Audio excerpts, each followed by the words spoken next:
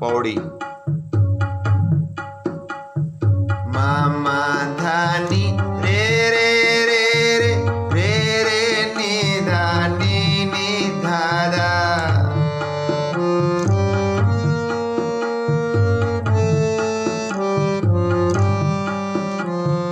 आपने आप साजियो आपने रचियो नाओ।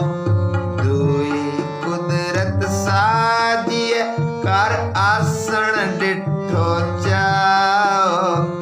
दाता करता आप तो तुस देव करह पसाओ।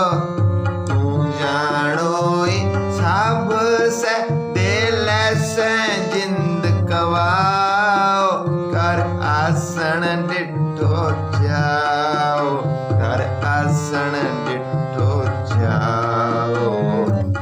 वाहिगुरु जी। पौड़ी। आपी ने आप साजियो आपी ने रचियो नाओ। दुई कुदरत साजिए कर आसन डिठो चाओ।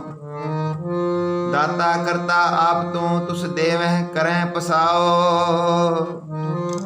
तू जानो ही सब सह दे लैसह जिंद कवाओ।